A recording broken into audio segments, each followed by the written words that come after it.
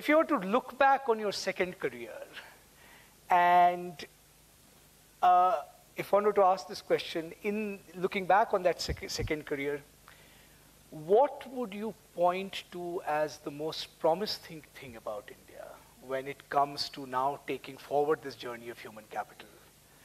And on the converse side, what is the thing that keeps you most awake at night about the second career? That here is an issue that you think is not being paid sufficiently attended to, or there isn't enough thinking around. Well, India's at a pretty exciting point with huge potential. If you look and say in the world, what can we do to raise people up to middle income levels or reduce poverty? India is it, not only because it's 1.3 billion people, but because it has a dynamic democracy. It's got a lot of native talent. And so even the countries that are behind India will be looking to say, okay, how can you manage this feat?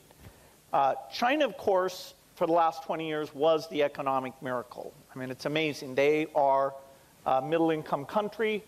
And, of course, we don't just want to look at economic figures. We want to look at equity as well. And, although in terms of democracy they score very poorly, their focus on poverty reduction, on equity issues, actually has been very impressive. If India, over the next 20 years, can achieve a 7% average growth, and do that in an equitable way, that's a miracle for the country and a miracle for the world. And I think we all want to help make that happen. The question of what are the enabling factors that might hold that back, education, which I'm not an expert in. Our foundation applauds everybody involved in that, but in India, we're not a player there. Health, including nutrition, is the area that we've spent 75% of our money, and even the other things we do, the agriculture, the sanitation, are all but the digital money piece kind of ties back into this dream of good health. And definitely the Indian health picture is a glass half full. The improvements over the last 15 years, adopting new vaccines, the death rates have come down very substantially. The health levels relative to the income level already achieved is far lower than it should be, particularly in areas like nutrition. And, maybe we made a mistake. We always talk about deaths, this many kids die, and that is a very important measure. But maybe we should have always put along with that the health of the living, because after all, now we have, even in India, 94% of kids do survive into adulthood.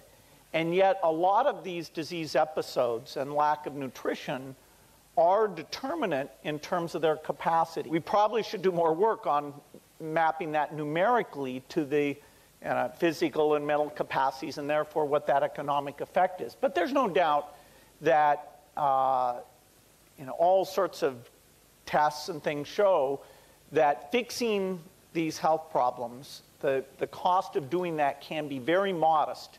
Yes, it may involve going from 1.5% of GDP on public health to 3%, and it involves improving the quality of those systems. But if you take other economic miracles, like, well, all of them, mostly Asian, they all had that kind of, they lowered their malnutrition and they invested in health. And so, government, today India's like 18% of GDP is collected in tax.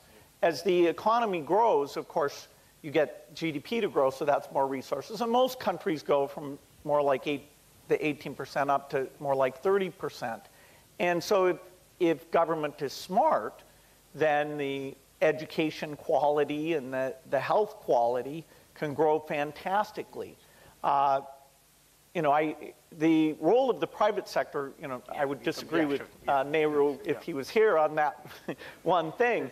But government, his three conditions are absolutely right. And we can't let the fact that those things are so imperfect today make us pessimistic. India has improved dramatically, and you have to start with that as the basis. We all wake up every day, see the smog or, look at the statistics. It's a little too bad that the health is mostly in the headlines where, there's a cluster of deaths or something like that. Turning that into a systematic focus on, why aren't the jobs filled? Why isn't the coverage there? That's always tricky because the, news likes this one kind of negative event. And that's partly why people's overall view of the progress is way short of what's actually taking place.